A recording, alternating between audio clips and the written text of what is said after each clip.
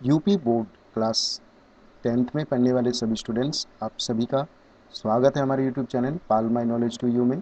अगर आपने चैनल को अभी तक सब्सक्राइब नहीं किया तो ज़रूर करें और नए वीडियोस की नोटिफिकेशन सबसे पहले पाने के लिए बेल आइकन को प्रेस करें। सो इस वीडियो में आप देख रहे हैं संस्कृत पद्य पीयूषम का पंचमः पाठ अर्थात पाँचवा पाठ शांति सौख्यम अर्थात क्षमा का सुख। तो चलिए शुरू करते हैं पहले श्लोक के साथ में।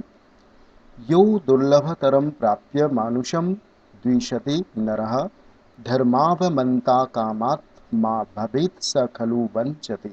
यो अर्थात यह, यह, यह अर्थात जो, दुर्लभतरम अर्थात कठिनाई से प्राप्त होने वाला, प्राप्य अर्थात प्राप्त करके, मानुषम अर्थात मनुष्य जन को, द्विषते अर्थात द्वेष करता है, नरह अर्थात नर पुरुष या मनुष्य, धर्मावमंता धर्म का अवमंता अर्थात अवमानना करने वाला अर्थात धर्म का अनादर करने वाला, कामात्मा अर्थात वासनाओं में आसक्त रहने वाला, काम काम अर्थात वासना, तो वासनाओं में आसक्त रहने वाला, भवेत अर्थात होता है, स अर्थात वह पुंगलिंग में पुरुष में, और खलु अर्थात निश्चित रूप से, वंचते अर्थात अपने को वंचित रखता है या अपने आप को धोखा देता है। ठीक है, अब इसकी व्याख्या देखेंगे तो आपको समझ आएगा। तो देखिए, यो अर्थात जो मनुष्य, जो नर, जो मनुष्य, दुर्लभतरम प्राप्य अर्थात जन्मों में सबसे दुर्लभ मनुष्य जन्म, तो जन्मों में कौन सा जन्म दुर्लभ होता है अर्थात कठिनाई से प्राप्त होता है? मनुष्य जन्म अर्थात 84 लाख योनियों के पश्चात मनुष्य जन्म की प्राप्ति होती है किसी आत्मा को। तो यही है जो दुर्लभतरम प्राप्य अर्थात कठिनाई से मिलने वाले, जन्मों में अधिक, जन्मों में सबसे अधिक दुर्लभ मनुष्य का जन्म, इसे प्राप्य अर्थात पाकर, द्विषते अर्थात दूसरे प्राणियों से द्वेष करता है। समझा आपको? क्या मैंने समझा आपको?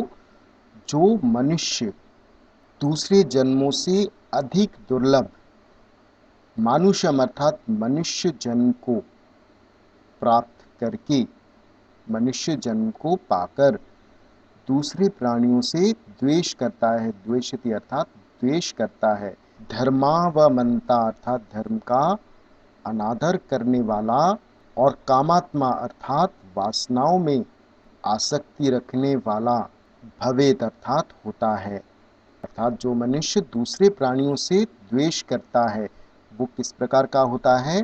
धर्म का अनादर करने वाला और कामनाओं में या वासनाओं में आसक्ति रखने वाला होता है, और वह खलु अर्थात निश्चित रूप से, वंचते अर्थात अपने आप को धोखा देता है।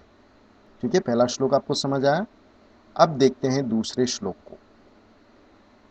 सान्त्वेनान प्रदानेन प्रियवादेन चात्कुत समदुःख सुखो भूत्वा स परत्र महीयते। सांत्वेनान्न प्रदानेन, इसका संधि विच्छेद, इसके संधि विच्छेद देखते हैं। सांत्वेन यहाँ तक, और अन्न प्रदानेन, अन्न प्रदानेन, सांत्वना अर्थात सांत्वना के द्वारा, अन्न प्रदानेन अर्थात भोजन देने के द्वारा, भोजन देकर, प्रियवादेन अर्थात प्रिय वचन बोलकर, चाप्युत, च प्लस अपि प्लस उत, च प्लस अपि प्लस उत, च अर्थात और, अपि अर्थात भी, उत अर्थात अथवा। ठीक है, तो ये जो मनुष्य है, इसी मनुष्य की बात हो रही है।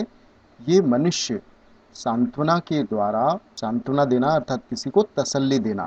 ठीक है, तो सांत्वना के द्वारा, अन्न प्रदानेन अर्थात भोजन के दान करने से, अथवा प्रिय वादेन अर्थात प्रिय वचन के बोलने से भी, अपि अर्थात भी, प्रिय वचन के बोलने से भी, समस्त दुख सुखो अर्थात सुख और दुख को समान समझने वाला होकर, भूत्वा यानी कि होकर, सुख और दुख को समान समझने वाला होकर, वह स अर्थात वह परत्र महीयते अर्थात परत्र परलोक में, महीयते अर्थात प्रतिष्ठा प्राप्त करता है।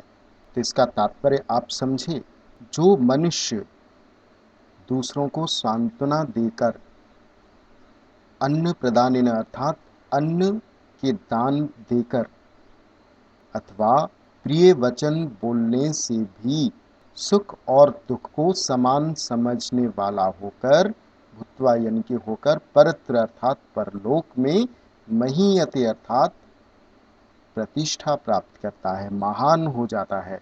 होप आपको दूसरा श्लोक समझ आया। चलिए आगे देखते हैं तीसरे श्लोक को।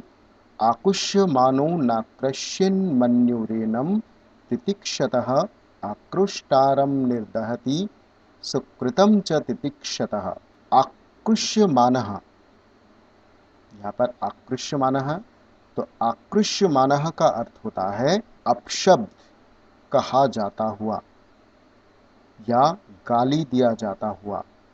न कृष्यन मन्युरेनम, न प्लस आकृष्यित प्लस मन्युरेनम, मन्युरेनम यानी कि मन्युहु प्लस एनम। तो इसका सीधा सा संधि विच्छेद आप देख लीजिए, न प्लस आकृष्यित